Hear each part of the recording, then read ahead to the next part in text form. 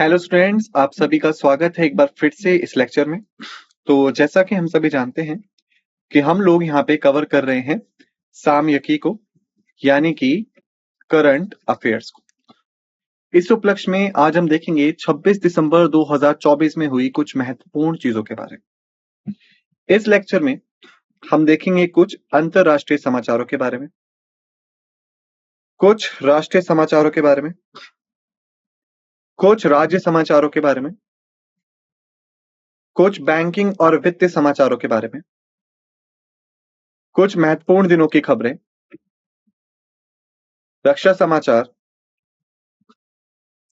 नियुक्तियां और इस्तीफे की खबरें, शोक समाचार, यानी कि अंतर्राष्ट्रीय समाचार, राष्ट्रीय समाचार, राज्य समाचार, बैंकिंग और वित्तीय समाचार, महत्वपूर्ण दिनों की खबरें, रक्षा समाचार, नियुक्तियां और इस्तीफे की खबरें, शोक समाचार।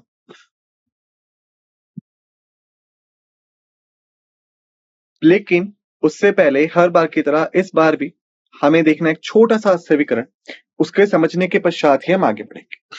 तो आज समीकरण कुछ इस प्रकार है। हमारे स्लाइड डेक में उपयोग की गई छवियां केवल शैक्षिक उद्देश्यों के लिए हैं। हम इन छवियों के मूल रचनाकारों और मालिकों के बौद्धिक संपदा अधिकारों का सम्मान करते हैं। यदि आप इस डेक में उपयोग की गई किसी भी छवि के मालिक हैं और कोई चिंता या समस्या है तो कृपया sathi@iitk.ac.in पर हमसे संपर्क करें और हम इन छवियों को हटा दें। अब आइए पहले हम बात करते हैं कुछ अंतरराष्ट्रीय खबरों की। तो देखिए, यहाँ पे एक दुखद हादसा है। अजरबैजान एयरलाइन का विमान कजाकिस्तान में दुर्घटनाग्रस्त। अजरबैजान एयरलाइंस का एक एम्ब्रेयर 190 जेट बाहरी कोहरे के कारण मार्ग बदलने के बाद कजाकिस्तान के अक्ताउ शहर के पास दुर्घटनाग्रस्त हो गया। विमान बाकू अजरबैजान से ग्रोजनी रूस जा रहा था, जिसमें 62 यात्री और 5 चालक दल के सदस्य सवार थे।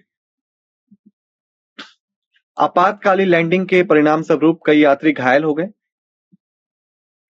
एक यात्री ने दुर्घटना से पहले और बाद के अराजक दृश्यों को दस्तावेज करते हुए फुटेज कैप्चर किए, जिसमें पुनर्निरीक्षण और हवाई यात्रा आपात स्थितियों के खतरों को उजागर किया गया। तो यदि हम बात करें इस चीज की, तो देखिए, असल में जो विमान था वो था अजरबैजान एयरलाइंस का, जो कि अजरबैजान की राजधानी बाकू से उड़ के रूस यानी रशिया के शहर ग्रोजनी जा रहा था। इसमें कुल 62 यात्री सवार थे और ये जो आपका जहाज था ये था आपका एम्ब्रेयर 190 जेट या एम्ब्रेयर 190। अब हुआ क्या कि कोहरे के कारण इसने अपना जो तय मार्ग था उससे दूसरा मार्ग लिया और इसी वजह से कजाकिस्तान के अक्ताउ शहर के पास ये दुर्घटनाग्रस्त हो गया, जब कि एक आपातकालीन लैंडिंग करने की फिराक में। इस दुर्घटना से कुछ लोगों की जान चली गई और कुछ लोग जो थे वो गंभीर रूप से घायल हो गए। वहीं पे एक यात्री ने दुर्घटना से पहले और बाद के अराजक दृश्य को दस्तावेज करते हुए फुटेज भी तैयार की है, जिसमें यह देखा जा सकता है कि किस तरीके से आपात स्थितियों के खतरों को उजागर किया गया है।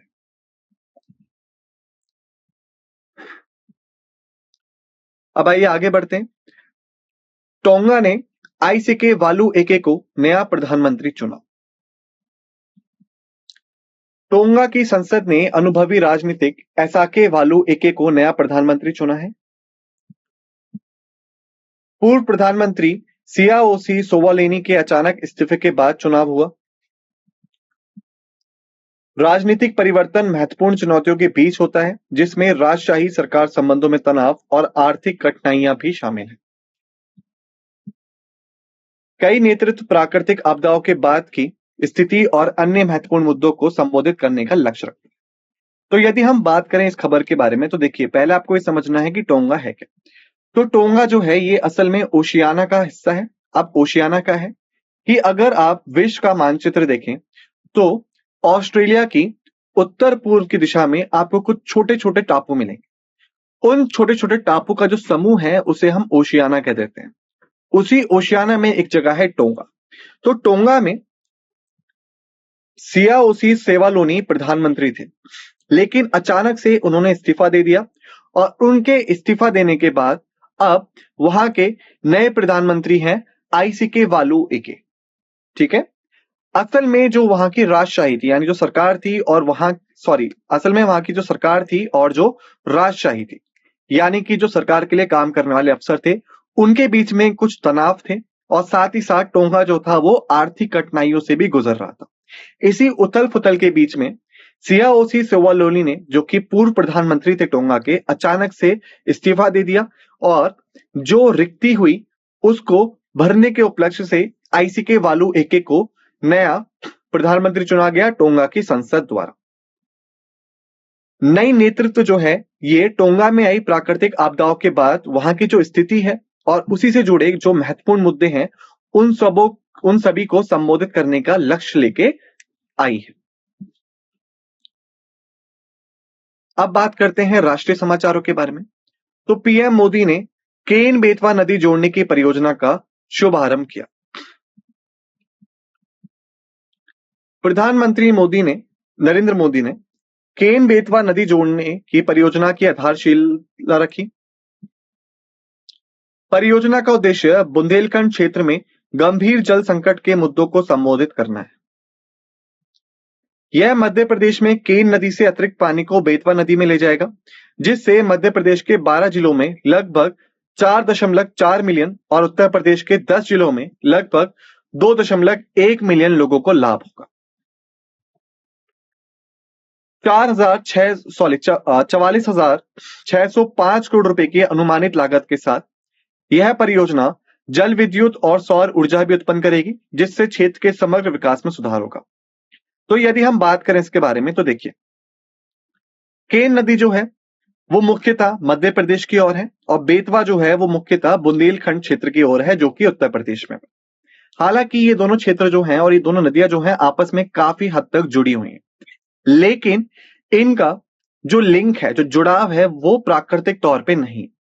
तो ऐसे में हो क्या रहा है कि जो बुंदेलखंड क्षेत्र है, जिसमें कुछ हिस्सा उत्तर प्रदेश के जिलों का है और कुछ हिस्सा आपको मिलेगा मध्य प्रदेश के उत्तरी जिलों का, वहां पे सूखे की एक गंभीर आप कहते समस्या है और साथ ही साथ कुछ और तरह की भी जल संबंधित समस्याएं वहां पे लोगों को देखनी पड़ रही है।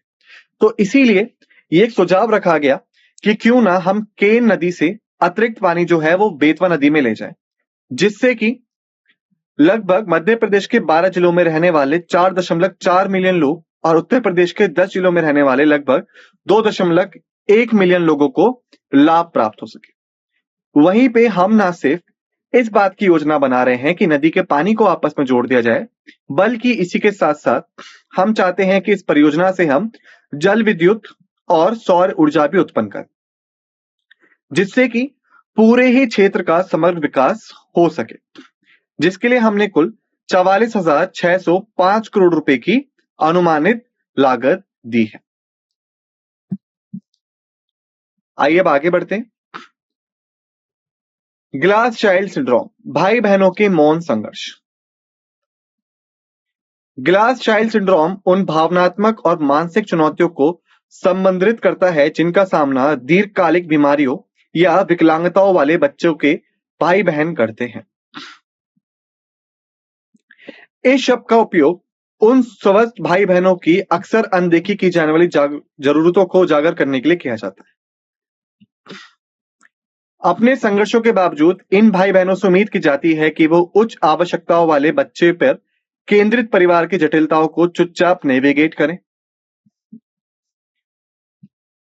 एलिसिया मैपल्स, जो कि वक्ता और समर्थक हैं, इन्होंने साल 2010 के अपने टेडक्स टॉक में इस मुद्दे की ओर ध्यान आकर्षित किया, जिसमें उन्होंने बताया कि कैसे ये बच्चे अपने परिवारों में अदृश्य महसूस कर सकते हैं। तो देखिए, अगर हम बात करें ग्लास चाइल्ड सिंड्रोम की, तो आप इस पिक्चर के माध्यम से, चित्र के माध्यम से इसे समझने की कोशिश कीजिए। यहां पे हम देखें तो दो बच्चे हमें दिखते हैं, एक बच्चा जो स्वस्थ है, एक बच्चा जो कि विकलांग है या फिर शारीरिक या मानसिक तौर पे इतना स्वस्थ नहीं है। तो ऐसे में क्या होता है परिवारों में कि जो बच्चा कमजोर है, ज्यादा ध्यान उस पे ही रखा जाता है। तो कहीं ना कहीं जो बच्चा स्वस्थ है वो अनदेखा हो जाता है अपने ही परिवार।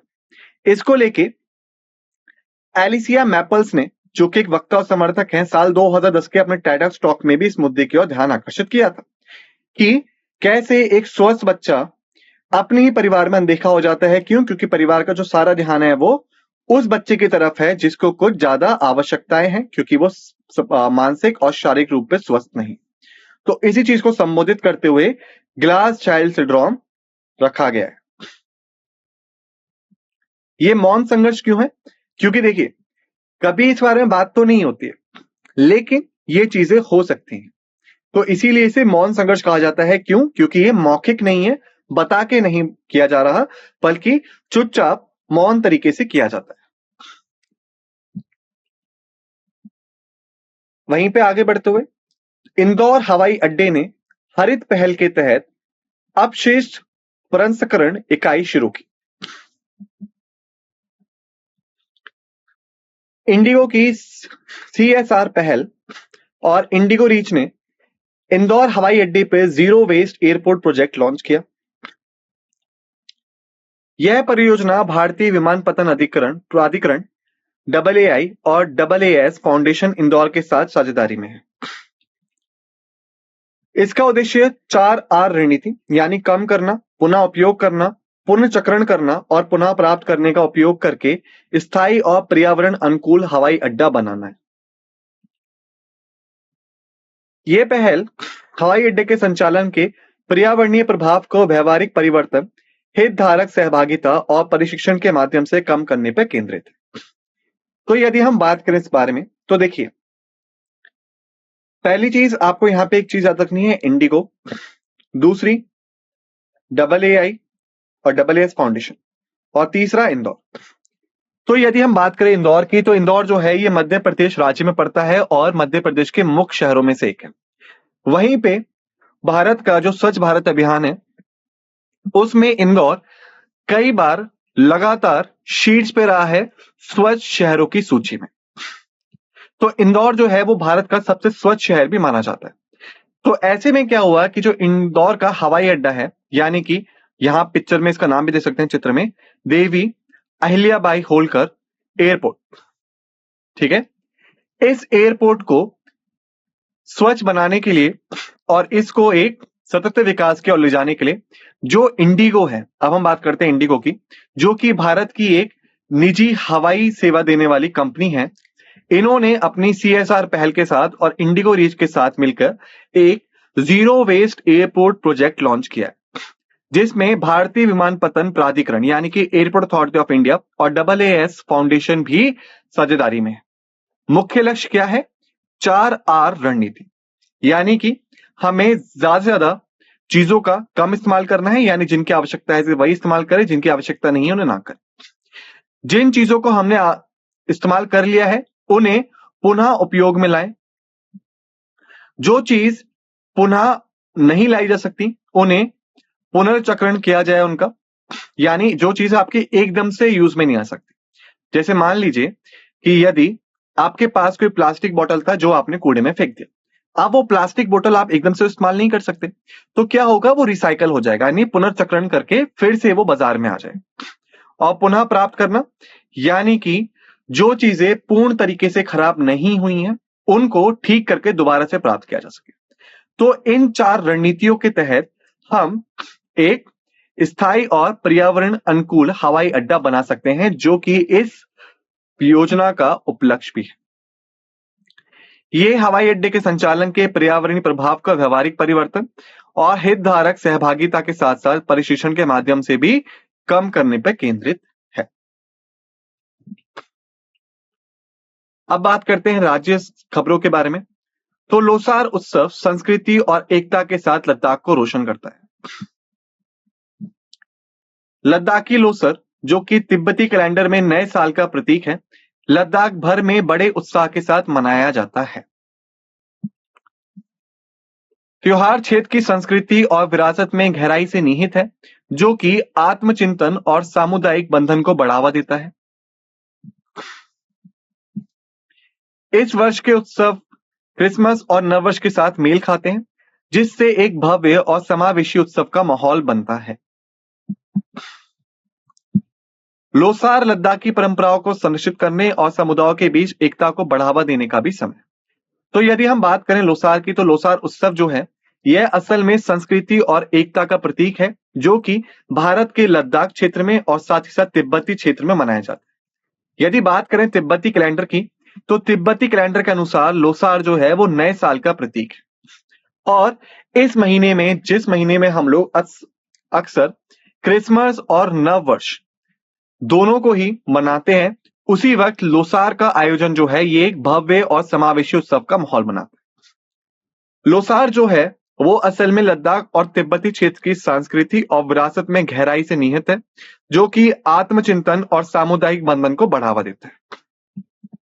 और यदि हम बात करें इसका मुख्य उद्देश्य क्या है, तो इसका मुख्य उद्देश्य है कि जो लद्दाख की परंपराएं हैं उनको संरक्षण देना और साथ ही साथ जो लद्दाखी समुदाय है उसके बीच एकता को बढ़ावा देना।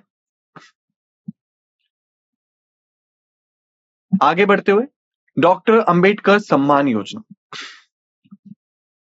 आम आदमी पार्टी अरविंद केजरीवाल के नेतृत्व में डॉक्टर अंबेडकर सम्मान योजना लेकर आई। योजना का जो उद्देश्य है वो विदेश में उच्च शिक्षा प्राप्त कर रहे अनुसूचित वर्ग छात्रों का समर्थन करना है। घोषणा दिल्ली विधानसभा चुनावों से ठीक पहले की गई थी। यह पहल डॉक्टर बी आर अंबेडकर की हाशिए पर रहने वाले समुदायों की शैक्षिक सशक्तिकरण की दृष्टि से जुड़ी हुई।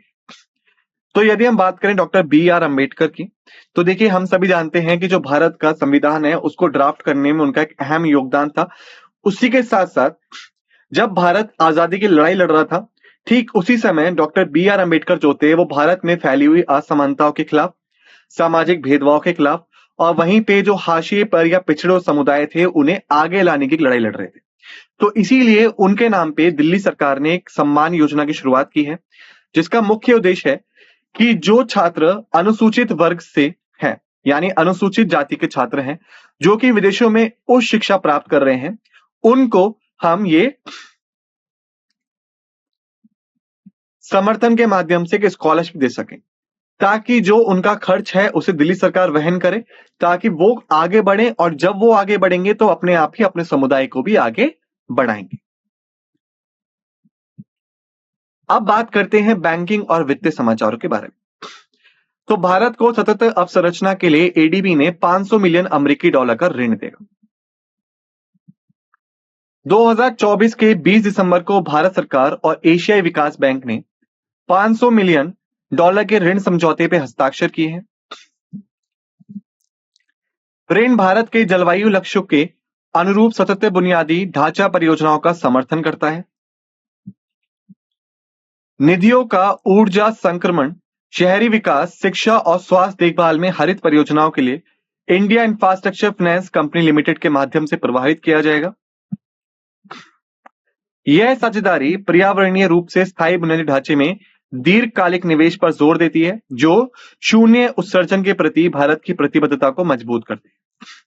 तो यदि हम बात करें इस खबर के बारे में, तो देखिए जो एडीबी है, जिसका मतलब है एशियाई विकास बैंक, इसका उद्देश्य क्या है कि जो एशियाई देश हैं उनको आर्थिक और सुझाव सहायता प्रदान करना।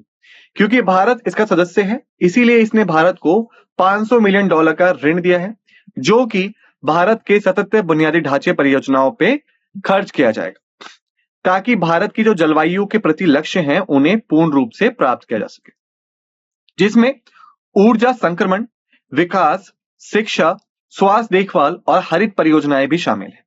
अब ये जो ऋण है ये असल में India infrastructure finance company limited द्वारा प्रवाहित किया जाएगा, यानी इस कंपनी को दिया जाएगा जो कि सरकार के समर्थन में इन चीजों पे कार्य करते हुए इस पैसे को इस्तेमाल करेगी। ये जो साझेदारी है ये पर्यावरणीय रूप से स्थायी बुनियादी ढांचे में भारत के दीर्घकालिक निवेश पर जोर देती है, जो कि भारत की शून्य उत्सर्जन के प्रति भारत की प्रतिबद्धता को मजबूत करती है। आगे बढ़ते हुए पंडित मदन मोहन मालवीय को उनकी जयंती पर श्रद्धांजलि। पंडित मदन मोहन मालवीय की 162वीं जयंती पर प्रधानमंत्री नरेंद्र मोदी ने भावपूर्ण श्रद्धांजलि अर्पित की। मालवीय एक स्वतंत्रता सेनानी थे और साथ ही साथ शिक्षाविद भी थे। जो कि भारत की स्वतंत्रता और बनारस हिंदू विश्वविद्यालय यानी कि BHU की स्थापना में अपने एक महत्वपूर्ण योगदान के लिए जाने जाते हैं। प्रधानमंत्री ने मालवीय की शिक्षा के प्रति आजीवन समर्पण की प्रशंसा की। मालवीय को पीढ़ियों के लिए प्रेरणा के एक निरंतर स्रोत के रूप में भी याद किया जाता है। आगे बढ़ते हुए महामारी तैयारी का अंतर्राष्ट्रीय दिवस। महामारी तैयारी का अंतर्राष्ट्रीय दिवस प्रतिवर्ष 27 दिसंबर को मनाया जाता है।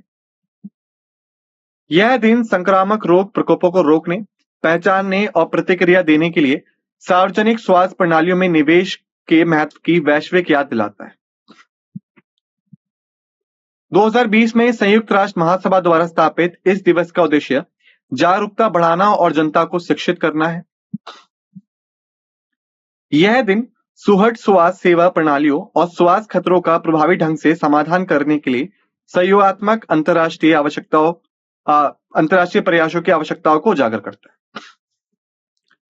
तो यदि हम बात करें इस खबर की तो देखिए, हम सभी जानते हैं महामारी जो है वो वैश्विक स्तर का खतरा है।